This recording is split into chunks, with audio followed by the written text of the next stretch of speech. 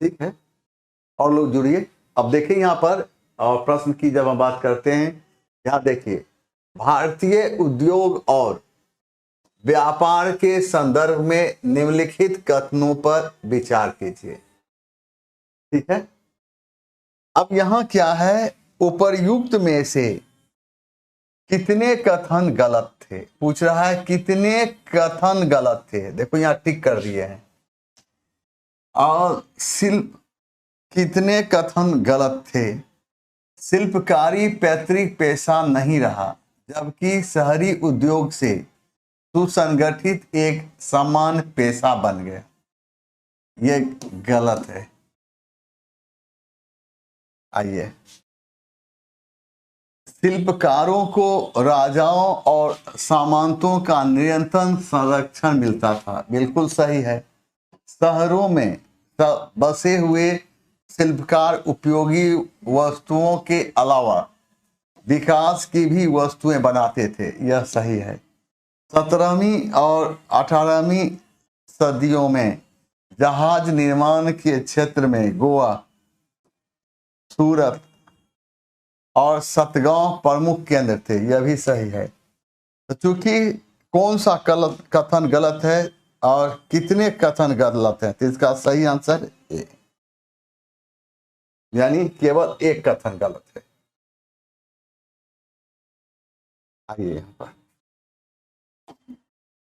Number 2 में 1855 ईस्वी में संथाल विद्रोह का नेतृत्व किसने किया था। 23 बताना है, संथाल विद्रोह का नेतृत्व किसने किया था, 23 से। और इसका सही आंसर होगा सिद्धू एवं कान्हू। अब यहां प्रश्न उभरता है, संथाल विद्रोह, संथाल विद्रोह का समय क्या है, 1855 से 1856 ईस्वी। संथाल विद्रोह के प्रमुख नेता कौन थे, प्रमुख नेता सिद्धू, कान्हू, चांद एवं भैरव। ठीक है, आइए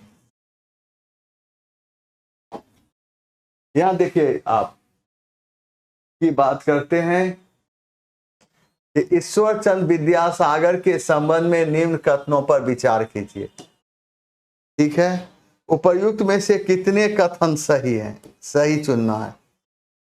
कितने कथन सही हैं। उन्होंने संस्कृत कॉलेज गैर ब्राह्मण विद्यार्थियों के लिए भी खोल दिए, सही है।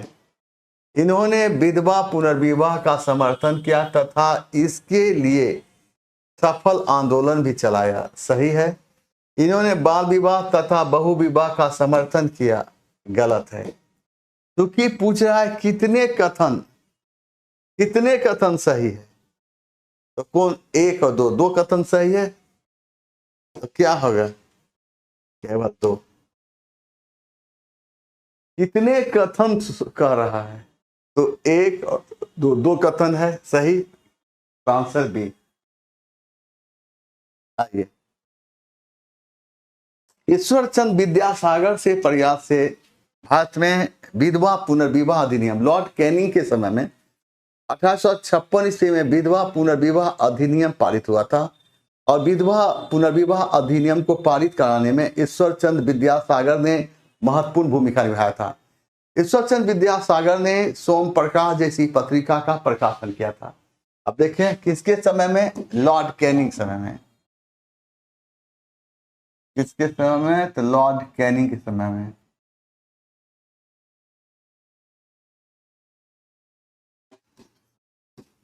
लॉर्ड कैनिंग के समय में, कब, 1856 ईस्वी में। कौन,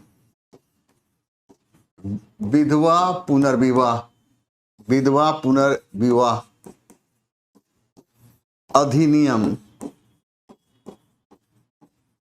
अधिनियम पारित किया गया। इस अधिनियम के पारित करने में ईश्वर चंद्र विद्यासागर ने महत्वपूर्ण भूमिका निभाया था। और इस तरह विद्यासागर ने किस पत्रिका का प्रकाशन किया था? सोम प्रकाश। सोम प्रकाश जैसी पत्रिका का प्रकाशन।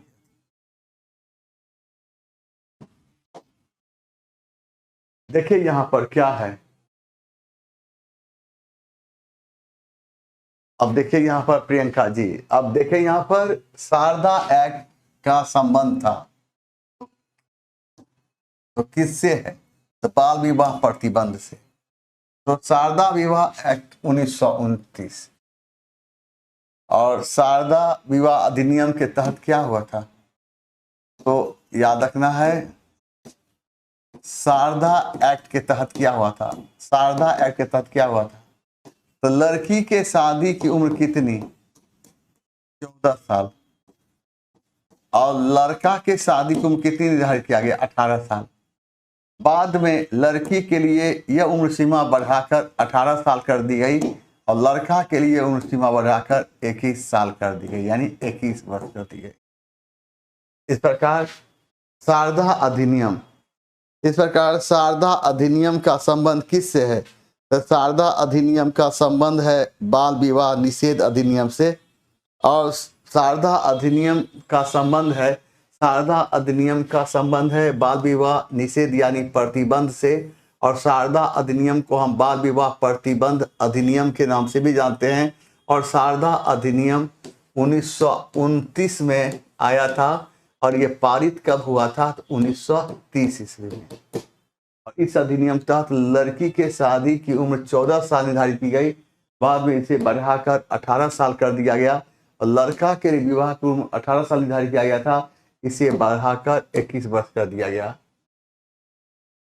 और शारदा एक्ट को बाल विवाह निषेध अधिनियम के नाम से भी जानते हैं। यहाँ ये तत्वबोधिनी सभा के संदर्भ में निम्न कथनों में से कौन से कथन सही है? सही है, इसकी स्थापना 1849 ईस्वी में हुई थी। गलत, इसने बंगाली भाषा में भारत के अतीत के व्यवस्थित अध्ययन को बढ़ावा दिया, ये बिल्कुल सही है। तो यहाँ पर कौन सा है? तो केवल 2 होगा। तो ये तत्वबोधिनी सभा की स्थापना कब हुई थी? 1849 नहीं, 1839 ईस्वी में, 1839 ईस्वी में। और तत्वबोधिनी सभा की स्थापना किसने किया था? तो तत्वबोधिनी सभा की स्थापना देवेंद्रनाथ टैगोर ने किया था। और देवेंद्रनाथ टैगोर ने ही ब्रह्म समाज का घोषणा पत्र तैयार किया था। आप देखिए यहाँ पर तत्वबोधिनी सभा की स्थापना कौन किया था? तत्वबोधिनी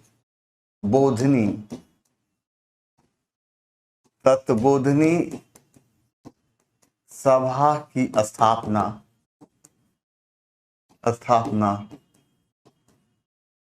देवेंद्रनाथ टैगोर ने किया था। और देवेंद्रनाथ टैगोर ने ही तत्वबोधिनी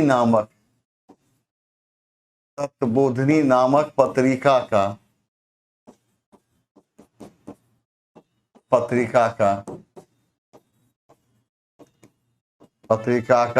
प्रकाशन किया था। देवेंद्रनाथ टैगोर ने ही ब्रह्म समाज का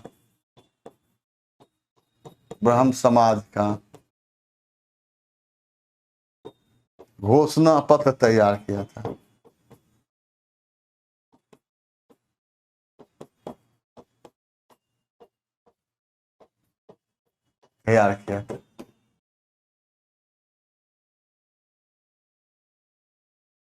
आगे है, प्रत्येक क्वेश्चन पूछते कुछ कुछ बोलते जाना है, सिर्फ एकदम शांत नहीं रहना है।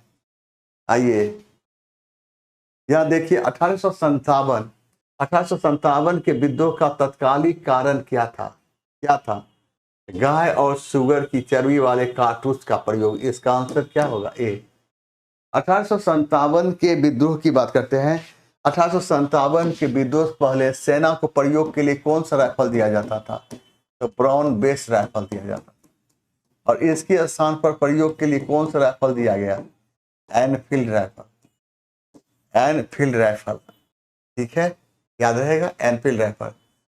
और कारतूस में किस दो जानवर की चर्बी मिली हुई थी? गाय और सुगर की चर्बी मिली हुई थी। गाय एवं सुगर की चर्बी थी। 1857 के विद्रोह का प्रतीक चिन्ह क्या था? कमल का फूल, कमल का फूल एवं चपातियां थी। कमल का फूल एवं चपातियां। 1857 के विद्रोह से भारत का गवर्नर जनरल कौन था?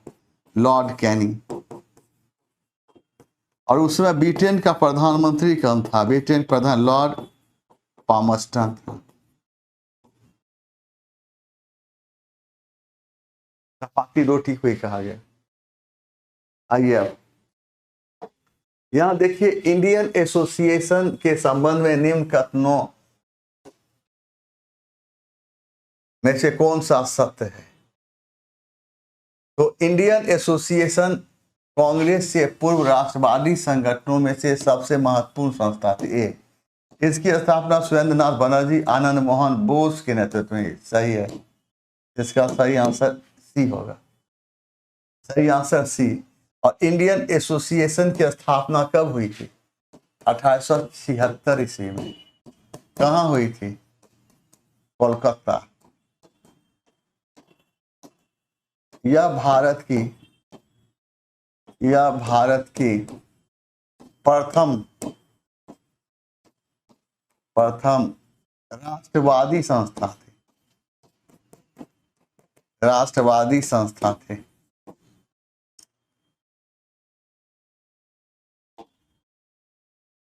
(1890) ईस्वी में कांग्रेस सत्र को संबोधित करने वाली कलकत्ता विश्वविद्यालय की पहली महिला स्नातक कौन थी? तो कादम्बिनी गांगुली। इसको याद रखना, ये क्वेश्चन भी है। 1890 के कांग्रेस सत्र को संबोधित करने वाली कलकत्ता विश्वविद्यालय की पहली महिला स्नातक कौन थी? 1890 ईस्वी में। और कांग्रेस के कलकत्ता सत्र को संबोधित करने वाली कलकत्ता विश्वविद्यालय की पहली महिला स्नातक कौन थी? तो कादम्बिनी गांगुली। यहां पर विजय लक्ष्मी पंडित, ये संयुक्त राष्ट्र, क्या कौन? संयुक्त राष्ट्र महासभा की अध्यक्ष बनने वाली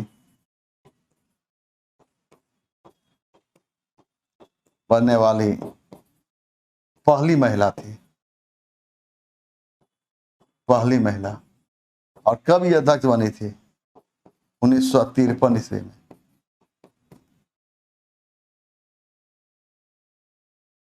ये कौन है? पंडित रमाबाई, संस्कृत के विद्वान, भारतीय समाज सुधारक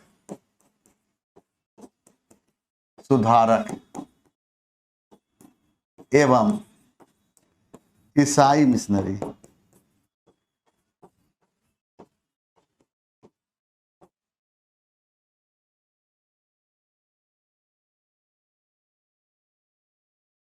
आइए, निम्न में से कौन मुजफ्फरपुर बम कांड से संबंधित था? खुदीराम बोस और प्रफुल्ल चंद्र चाकी। इसका सही आंसर सी होगा। खुदीराम बोस और प्रफुल्ल चंद्र चाकी कब? तो 1908 ईस्वी में। मुजफ्फरपुर के न्यायाधीश कौन? जॉर्ज किंग्सफोर्ड की गाड़ी पर, जॉर्ज किंग्सफोर्ड की गाड़ी पर बम फेंका।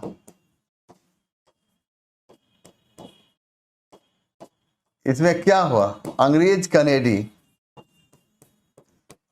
कनेडी एवं उसके परिवार की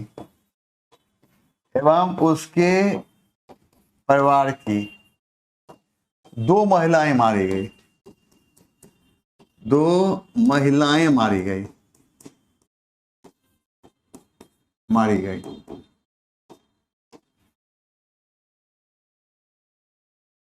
पर और इसमें खुदीराम, इसमें प्रफुल्ल चंद्र चाकी क्या कर लिया, प्रफुल्ल चंद्र चाकी क्या कर लिए, आत्महत्या। और खुदीराम बोस को फांसी पर सजा कब दी गई, 1908 ईस्वी में। और फांसी की सजा 1908 ईस्वी में दी गई। ये भारत के पहले क्रांतिकारी थे जो सबसे कम उम्र में शहीद हुए थे।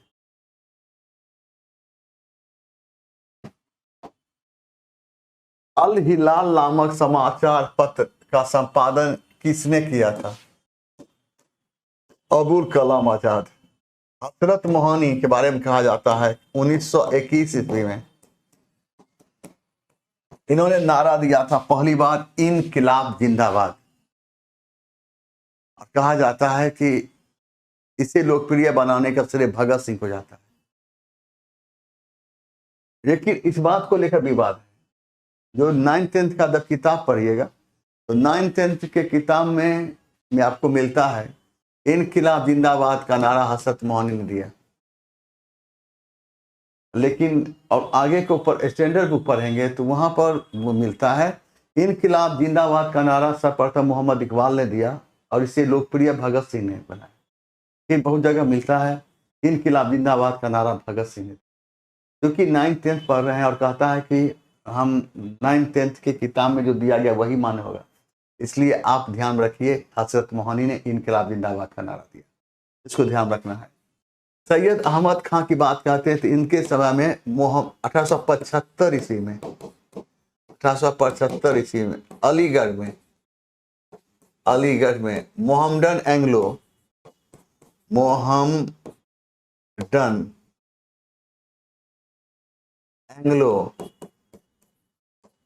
ओरिएंटल मुस्लिम कॉलेज की स्थापना की गई, जो 1920 ईस्वी में अलीगढ़ विश्वविद्यालय के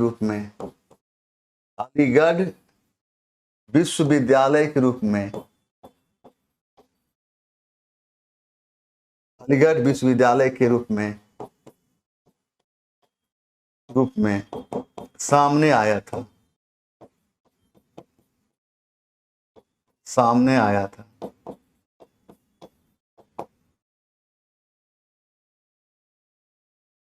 ये कहीं दिक्कत है,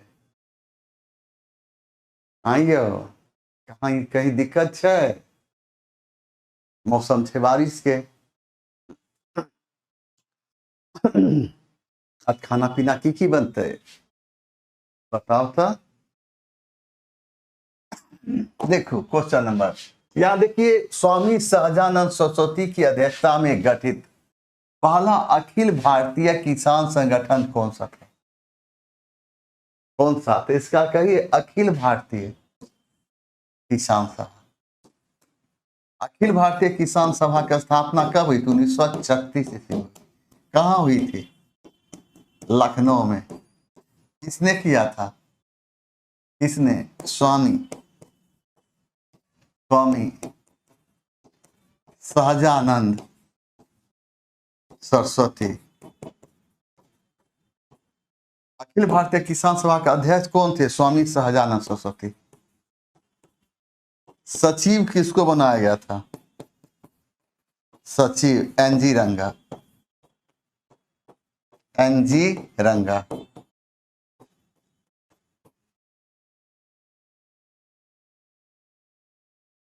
आइए, गदर पार्टी के संबंध में कौन सा औसत है, इसकी स्थापना 1915 में की गई थी, गलत है। गदर पार्टी की स्थापना 1915 में नहीं, 1 नवंबर 1913 को, 1 नवंबर 1913। कहाँ, अमेरिका के सैन फ्रांसिस्को में। यहाँ पर लाला हरदयाल, भगवान सिंह, रामचंद्र और सोहन सिंह भाकना आदि गदर पार्टी के प्रमुख नेता थे, सही है। इस पार्टी के द्वारा गदर नामक पत्रिका का प्रकाशन किया गया, यह भी सही है। तो उपयुक्त में से एक से अधिक क्या पूछ रहा है, असत्य पूछ रहा है, कौन सा असत्य है, इसका सही आंसर होगा ए। गदर पार्टी की स्थापना कब हुई थी? गदर पार्टी की स्थापना 1 नवंबर 1913 ईस्वी को अमेरिका के सैन फ्रांसिस्को में हुई थी। गदर पार्टी की स्थापना लाला हरदयाल ने किया था। लाला हरदयाल गदर पार्टी के सचिव स्वयं थे। अध्यक्ष सोहन सिंह भाकना को बनाया गया था। गदर का अर्थ होता है विद्रोह। गदर पार्टी ने गदर नामक पत्रिका प्रकाशन किया था। आगे बढ़िए, आगे बढ़ जाए। आइए, आगे वाला क्वेश्चन में क्या था? आगे मुझे मिला लेना है। ये बनास घाटी राजस्थान में है, जोरबे संस्कृति महाराष्ट्र में है, मिलाते चल रहा हूं। और नवदा टोली, नवदा टोली कहाँ है? तो नवदा टोली मध्य प्रदेश में है। नवदा टोली कहाँ है? मध्य प्रदेश। ठीक है, नवदा टोली मध्य प्रदेश हो जाता है। इनाम गांव कहाँ है? तो इनाम गांव कहाँ है? तो महाराष्ट्र में। इनाम गांव कहाँ है? तो महाराष्ट्र में। अब यहाँ हम क्या देखते हैं?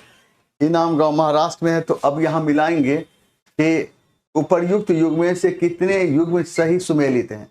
तो 2 सुमेलित, 1 2। तो इसका केवल इसका आंसर बी हो जाएगा। इसका आंसर बी।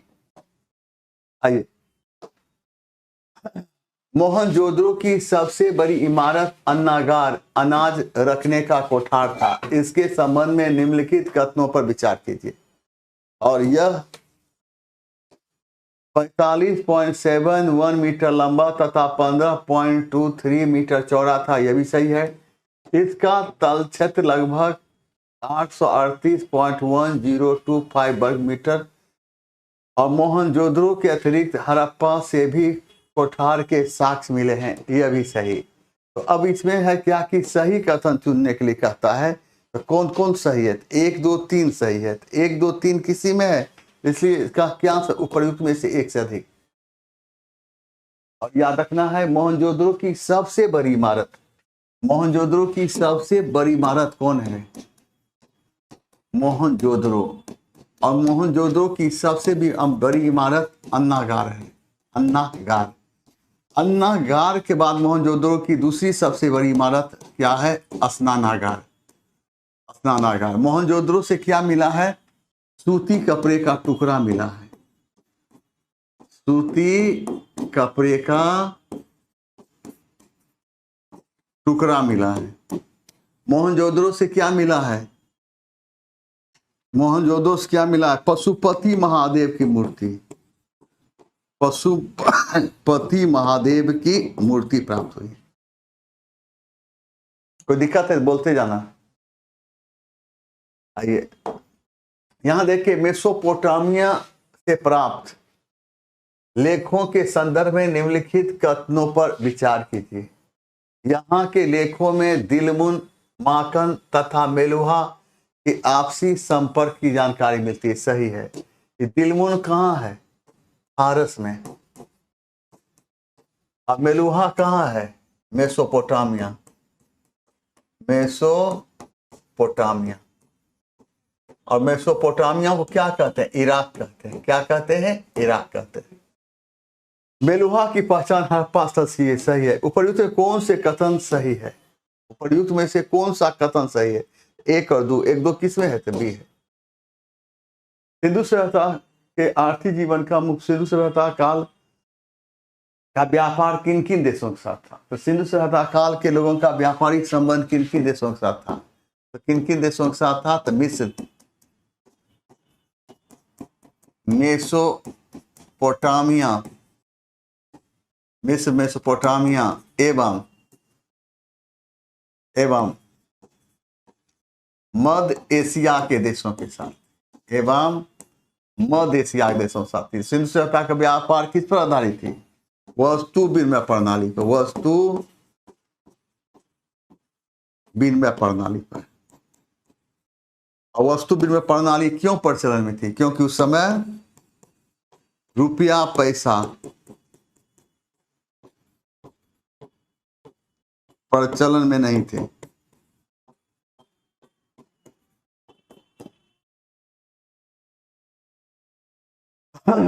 आइए,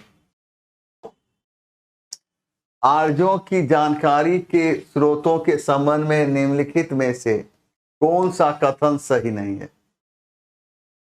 तो सही नहीं है। ऋग्वेद में आर्य शब्द का उल्लेख कितनी बार? 36 बार हुआ। सही है। का साइट अभिलेख इराक से आर्य का उल्लेख मिलता है? नहीं। भारतीय अभिलेख में हाथी गुआजों की जानकारी गलत। तो क्या है? सही नहीं है। तो प्रयुक्त में से एक से अधिक। आर्य का अर्थ क्या होता है? आर्य का अर्थ क्या होता है? तो आर्य का अर्थ क्या होता है? आर्य का अर्थ होता है श्रेष्ठ, कुलीन, स्वतंत्र एवं उत्कृष्ट।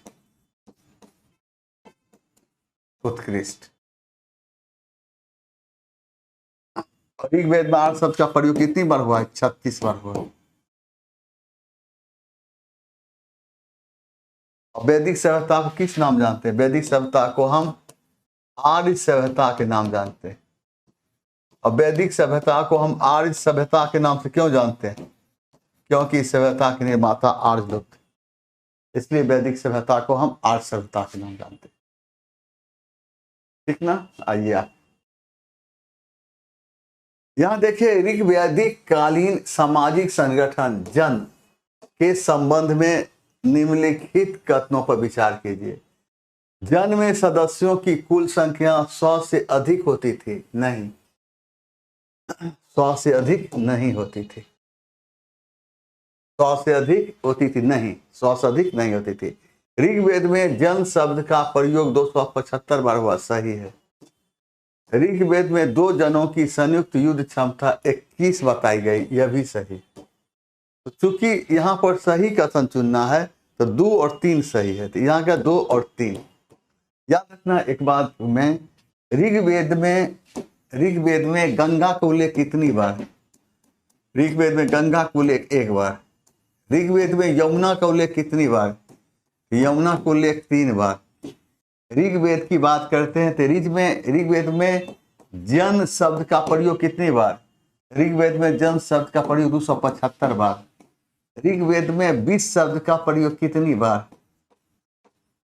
20 शब्द का प्रयोग 170 बार। ऋग्वेद में सभा का उल्लेख कितनी बार? 8 बार।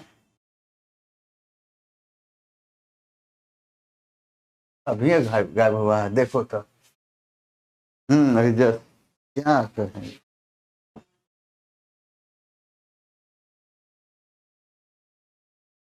ऋग्वेद में गंगा को उल्लेख, यमुना को उल्लेख जन 220 170, सभा का उल्लेख 8 बार, समिति का उल्लेख 9 बार,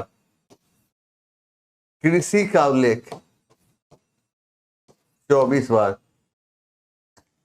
और विदत का उल्लेख कितनी बार? और विदत का उल्लेख कितनी बार? 122 बार। नहीं चला, देखो तो। ठीक है, आप आइए यहाँ पर। हम कहाँ दिख रहा है? यहाँ तुम देख नहीं रहे। जब मैसेज करा तो आप तो दिख ही नहीं रहे हैं। देखो तो।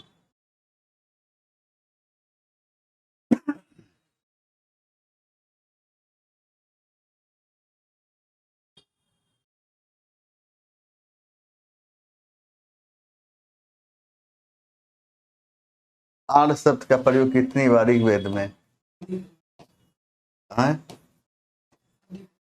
आर्य शब्द का प्रयोग कितनी बार? 36 बार।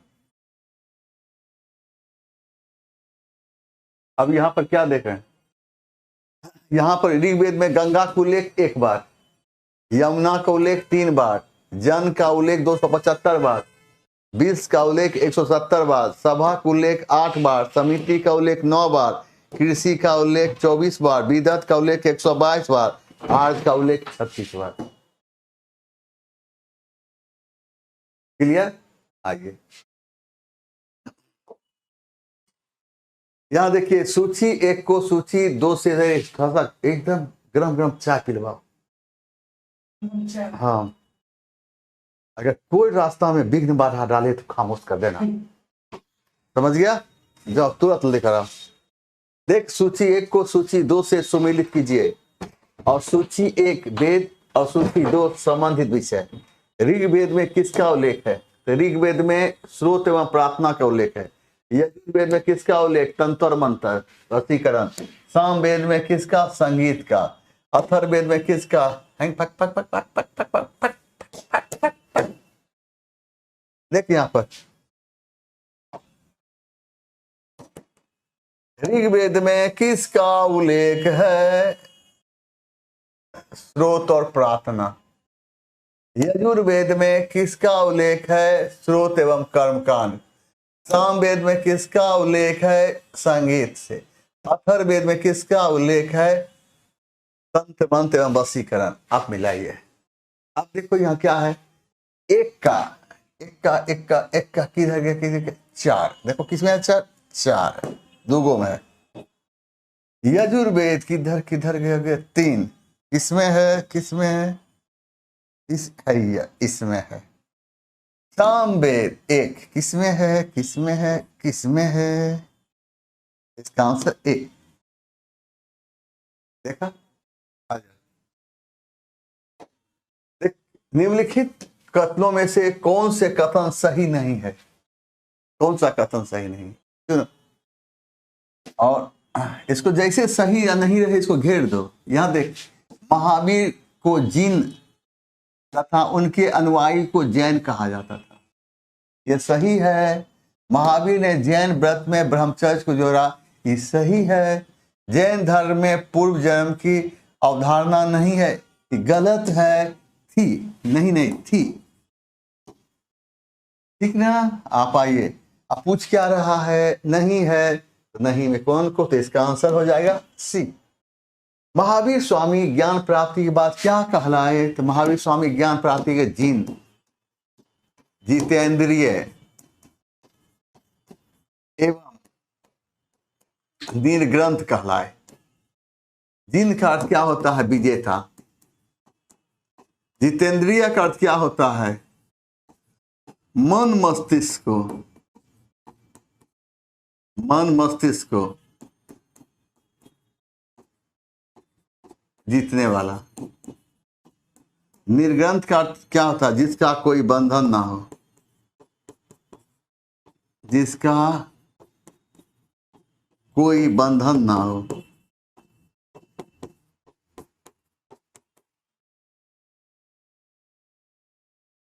आगे बढ़ जाए,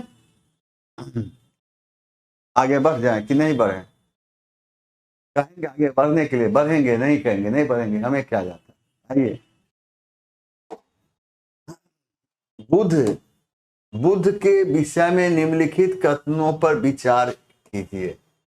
बुद्ध ने अपना सर्वप्रथम उपदेश सारनाथ में दिया था, सही है। बुद्ध ने अपना उपदेश संस्कृत भाषा में दिया था, गलत है। बुद्ध ने संस्कृत में नहीं दिया था। किस भाषा में दिया था? तो पाली भाषा में दिया था, पाली भाषा।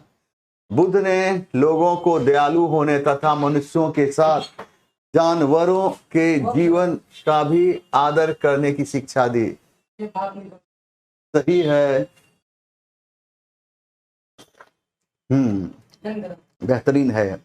जो ये चाय बनाया है उसको मेरे नवरत्न में शामिल किया जाए। देख यहां पर, उसके बाद बुद्ध मानते थे कि हमारे कर्मों के परिणाम चाहे वे अच्छे हों या बुरे, हमारे वर्तमान जीवन के साथ साथ बाद के जीवन को भी प्रभावित करते हैं। यह भी सही है।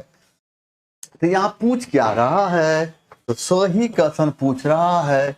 अब यहां पर कितने सही कथन पूछ रहा है? कितने? अब इसमें भी ध्यान रखना है, कितने कितने पूछ रहा है। तो एक गो, दो गो, तीन गो। तो तीन गो है तो किस में है? केवल तीन।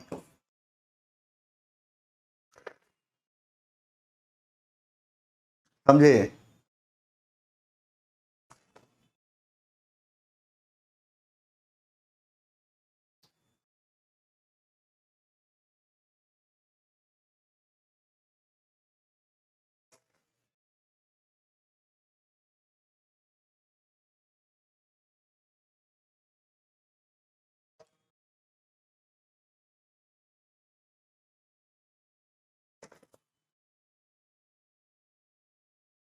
ठीक है। कितने कथन सही है वो पूछ रहा है, याद रखना है। कितने कथन, इसे समझ रहे हैं? कितने कथन, ये नया चीज आया है। आइए, भक्ति आंदोलन के उद्भव के संबंध में निम्नलिखित कथनों पर विचार कीजिए। उपर्युक्त में से सही है? भक्ति आंदोलन का उद्भव दक्षिण भारत में हुआ, सही है। शैव परंपरा को अपनाने वाले नैनार कहलाए, सही है। वैष्णव परंपरा को मानने वाले को अलवार कहा गया, सही है। तो इसमें क्या आंसर होगा? 1 2 3। तो कहाँ है? तो सी में। तो मारो न सी। अब क्या है? भक्ति आंदोलन का प्रारंभ कहां से हुआ था? चाय बड़ा बेजोर बना हुआ है। देखो, जिस हिंदू धर्म में सुधार के लिए जो आंदोलन चली, हिंदू धर्म में सुधार के लिए जो आंदोलन चली, उसे हम भक्ति आंदोलन के नाम जानते हैं। भक्ति आंदोलन का प्रारंभ दक्षिण भारत के तमिल क्षेत्र से हुआ था। भक्ति आंदोलन को प्रारंभ करने का श्रेय अलवार एवं नैनार संतों को जाता है। वैष्णव धर्म के प्रचार करने वाले संत को अलवार कहा गया, तो शैव धर्म के प्रचार करने वाले संत को नैनार कहा गया। भक्ति आंदोलन के संतों ने समानता पर बल दिया एवं जन समान की भाषा में अपना उपदेश दिया था। भक्ति आंदोलन के संत 2 भागों में बटे थे, सौगुण एवं निर्गुण। सौगुण उसे कहा गया जो मूर्ति पूजा, अवतारवाद, कीर्तन, भजन इत्यादि विश्वास करते थे। तो निर्गुणवादी उसे कहा गया जो निराकार ब्रह्म में विश्वास करते थे। इनके अनुसार ईश्वर का कोई रूप नहीं होता। और भक्ति आंदोलन के प्राचीनतम संत रामानुजाचार्य थे और सही अर्थों में भक्ति आंदोलन प्रारंभ शंकराचार्य के उदय के साथ प्रारंभ हुआ था। भक्ति आंदोलन में निर्गुणवादी परंपरा का प्रारंभ कबीर दास के उदय के साथ प्रारंभ हुआ था। जी हाँ, आपसे प्रश्न पूछा जाएगा कि भक्ति आंदोलन का प्रारंभ कहां से हुआ था? तो दक्षिण भारत। और दक्षिण भारत में कहां? तो तमिल क्षेत्र। और भक्ति आंदोलन को प्रारंभ करने का श्रेय किसको जाता है? अलवार। और किसको जाता है? नैनार संतों को जाता है। वैष्णव धर्म के प्रचार करने वाले संत को क्या कहा गया? अलवार। और शैव धर्म के प्रचार करने वाले संत को क्या कहा गया? तो नैनार कहा गया। भक्ति आंदोलन के प्राचीनतम संत कौन थे? रामानुजाचार्य।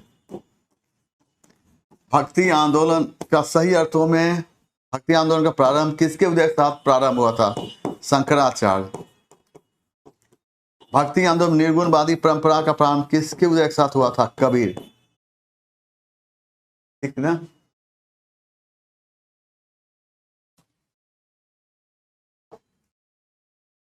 कबीर से संबंधित निम्न कथनों पर विचार कीजिए।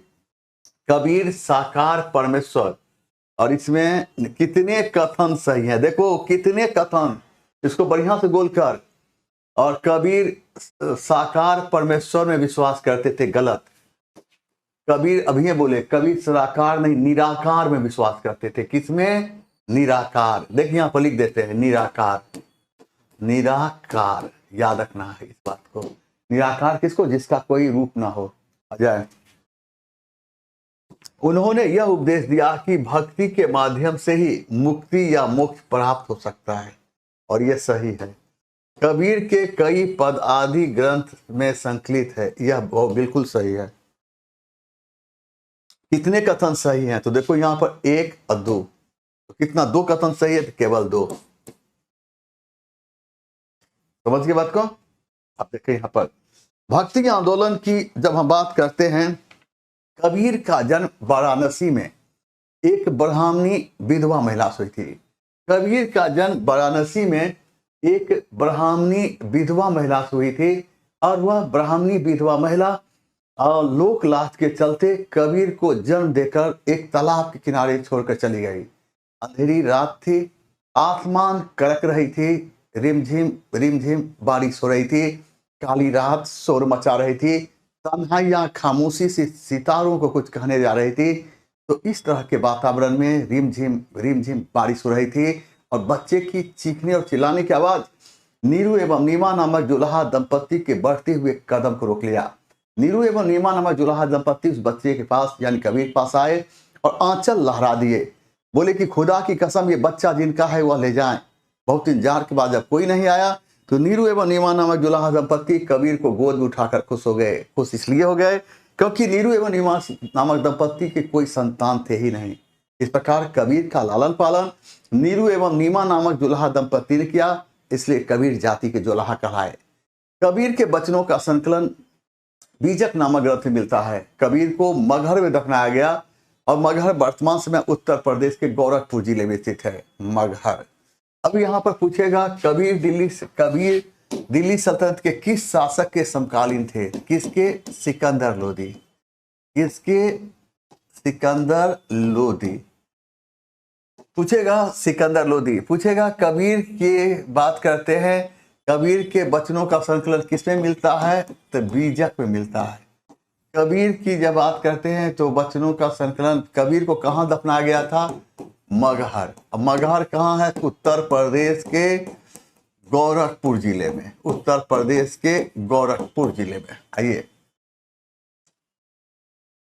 हाँ देख, नैनार एवं अलवार संतों के संबंध में कौन से कथन सत्य नहीं है? ये कुछ समृद्ध एवं शिक्षित जाति संबंधित थे। बिल्कुल गलत है। ये सभी जाति से, ये सभी से संबंधित थे, सभी वर्ग से संबंधित थे, सिर्फ पढ़े लिखे नहीं, सभी वर्ग से। ये कुछ समृद्ध या शिक्षित जाति संबंधित, बिल्कुल गलत। ये सभी वर्ग से संबंधित थे, इसलिए गलत हो गया। इन संतों ने संगम साहित्य का अनुसरण किया था। मान लो देवरम अलवार संतों से संबंधित नहीं है, बिल्कुल सही है। देवरम किससे संबंधित है? शैव धर्म से। किस धर्म से? शैव धर्म से। यहाँ क्या पूछ रहा है? कौन सा कथन सही नहीं है? तो इसका सही आंसर होगा ए। आइए अब यहां देखिए, सूफीवाद के संबंध में निम्नलिखित कथनों पर विचार कीजिए। सूफीवाद के संबंध में उपर्युक्त में से कौन से कथन सही है? सूफीवाद 19वीं शताब्दी में मुद्रित एक अंग्रेजी शब्द है, सही है। सूफीवाद के लिए इस्लामी ग्रंथ में तसव्वुफ शब्द प्रयोग किया गया, यह भी सही है। सूफी शब्द का अर्थ होता है ऊनी वस्त्र, ये गलत है। सूफी शब्द का अर्थ होता है ऊनी नहीं, सूती वस्त्र नहीं, ऊनी वस्त्र। क्या अर्थ होता है? ऊनी वस्त्र। तो कौन से कथन सही है? एक और दो। एक और दो किस में? ये है। सूफी आंदोलन का प्रारंभ कहां से हुआ था? सूफी आंदोलन का प्रारंभ अरब से हुआ था। सूफी शब्द किस भाषा से बना है? सूफी शब्द किस भाषा बना है? सूफ शब्द से। सूफ शब्द से। और सूफ का अर्थ क्या होता है? ऊनी वस्त्र। वैसे लोग ऊनी कपड़ा पहनकर अपनी बातों को लोगों तक पहुंचाने का काम करते थे, वही लोग सूफी कहलाते।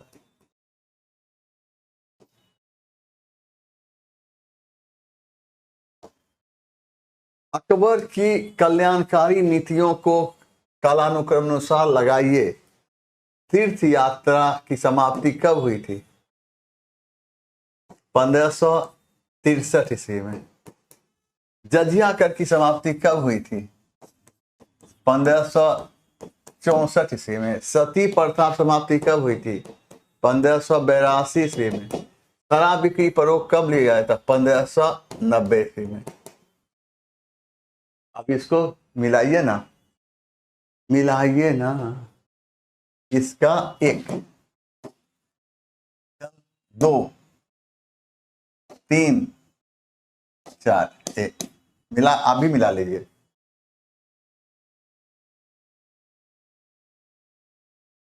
याद रखना है, अकबर के समय में सर्वप्रथम 1561 ईस्वी में कौन सा विजय हुआ था? मालवा का विजय। मालवा का विजय हुआ था। मालवा का शासक कौन था? बाज बहादुर। मालवा का शासक बाज बहादुर। और बाज बहादुर की रानी का नाम क्या था? रानी रूपमती। रानी रूपमती। अकबर के समय में एक चीज और भी रखना, अकबर के समय में 1562 ईस्वी में दास प्रथा। समाप्त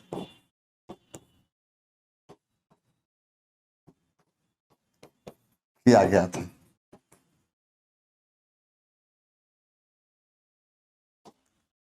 यहां देखिए, सत्य कथन की पहचान करें। सत्य कथन, आइए, लुई 16वें को देशद्रोह के आरोप में मौत की सजा सुना दी गई। सही है। 21 जनवरी 1793 के पैलेस डी लॉ कॉनकॉर्ड में फांसी दे दी गई। यह सही है। तो इसका सही क्या होगा? 1 और 2, और सही आंसर ए होगा। आइए, सेंट पीटर्सबर्ग का नया नाम प्रख्यात पेट्रोग्राड। और ये सेंट पीटर्सबर्ग कहाँ है? रूस में। और फिर सेंट पीटर्सबर्ग का नाम क्या रखा गया? बदल का नाम रखा गया पेट्रोग्राड। और फिर इसका नाम बदल कर क्या कर दिया गया था? लेनिनग्राड।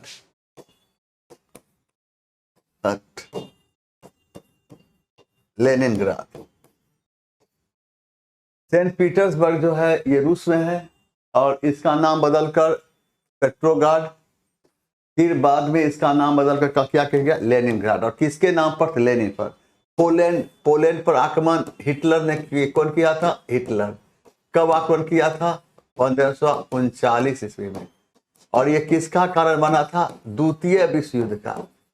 द्वितीय विश्व युद्ध का तत्कालिक कारण बना था। तत्कालिक कारण बना था। पेरिस समझौता कब हुई थी? 1783 ईस्वी में। इस समझौता के तहत किस क्रांति की समाप्त हुई थी? अमेरिकी क्रांति। अमेरिकी क्रांति। रूसी आबादी के बड़े हिस्से की आजीविका के मुख्य स्रोत का नाम बताएं। क्या है? खेती बाड़ी। क्या है? खेती बाड़ी। हिटलर का जन्म कहां हुआ था? हिटलर का जन्म कहां हुआ था? इनमें से कोई नहीं।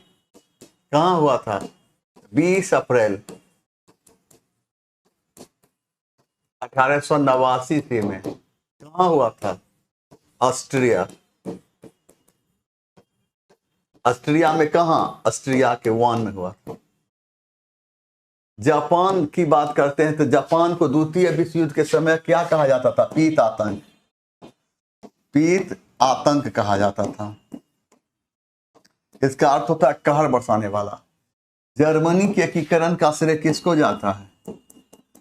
बिस्मार्क को। किसको जाता है? बिस्मार्क। बिस्मार्क ने जर्मनी के एकीकरण के लिए कौन सा नीति अपनाई? रक्त एवं लौह की। रक्त एवं लौह की नीति।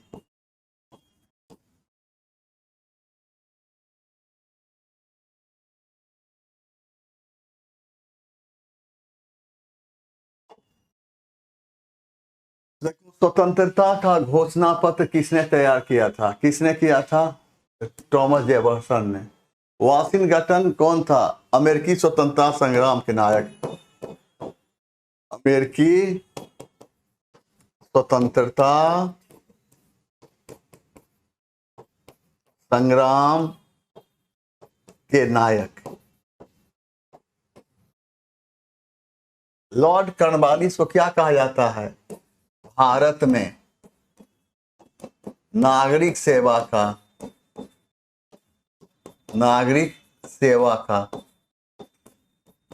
जनक।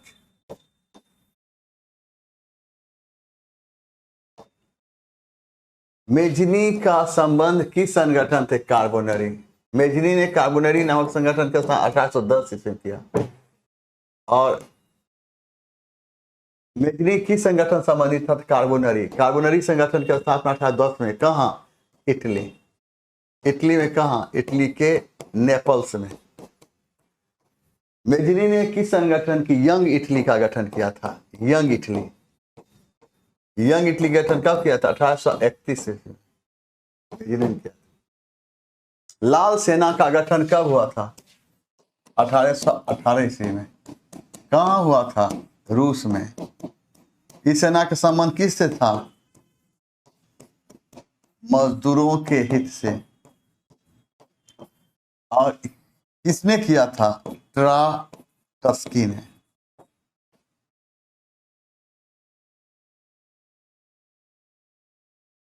आइए, किस सम्मेलन में मिस्र राष्ट्रों ने जापानी आत्मसमर्पण के लिए शर्तें निर्धारित की? इनमें से कोई नहीं। वह सम्मेलन का क्या नाम था?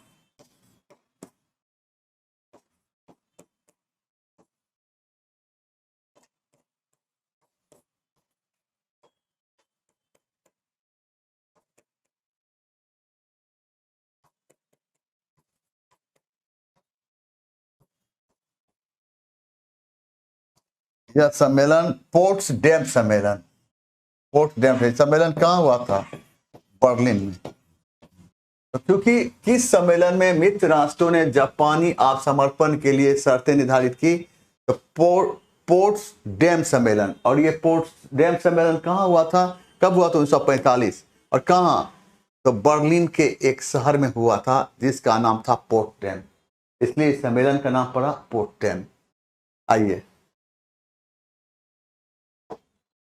यहां देखिए, कारखाना प्रबंधन बाल श्रमिकों को भविष्य के कारखानों के काम के लिए प्रशिक्षण माना गया, क्योंकि कारखाना के अलावा कोई अन्य काम उपलब्ध नहीं था। यह मजदूर वर्ग की क्षमता को सीमित करने के ब्रिटिश सरकार की साजिश थी। यह सही भी। यहां देखें, सुएज नहर का राष्ट्रीयकरण किस वर्ष? 1956 में। सुएज नहर का क्या काम किया? सुएज नहर, सुएज नहर, इसका काम क्या? लाल सागर को भूमध्य सागर से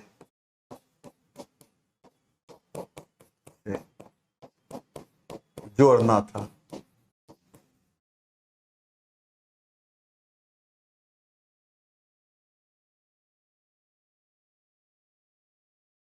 आइए,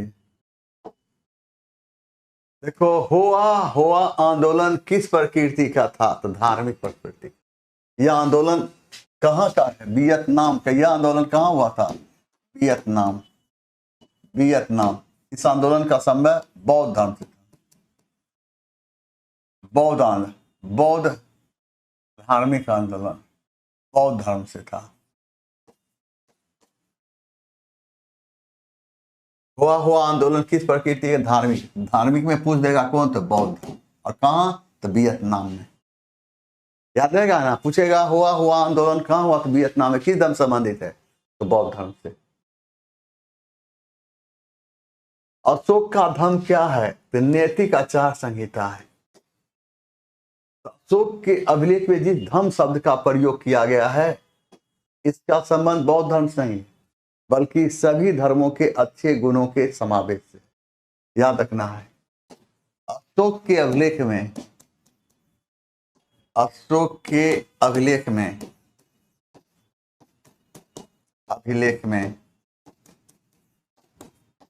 जिस धम्म शब्द का प्रयोग किया गया है, जिस धम्म शब्द का प्रयोग किया गया है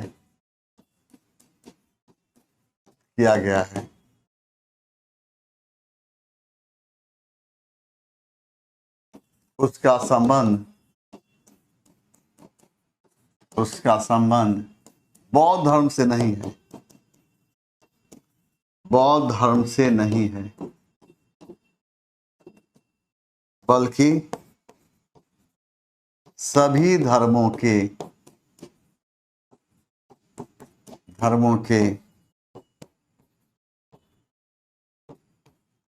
अच्छे गुणों के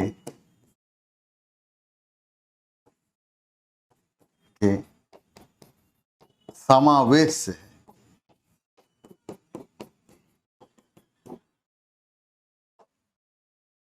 बिहार के इतिहास में जानकारी के साहित्यिक स्रोत उपलब्ध हैं। कौन कौन? शतपथ ब्राह्मण,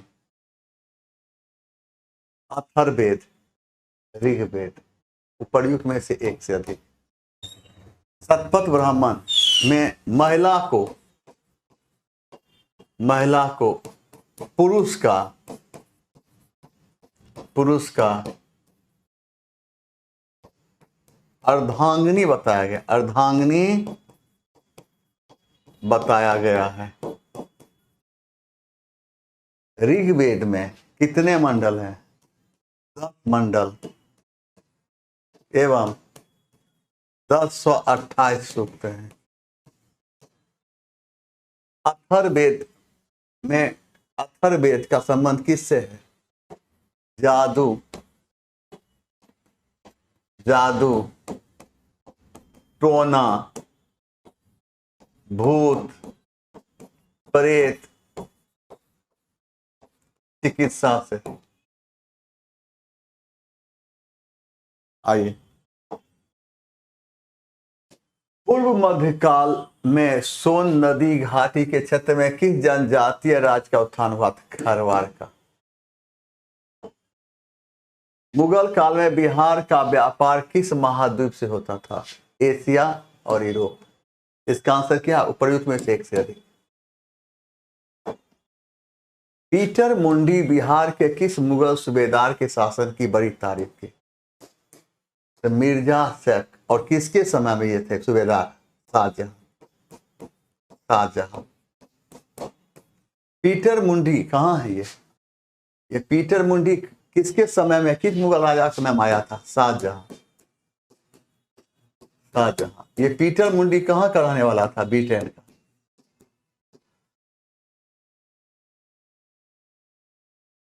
हो गया ना खेल तमाम।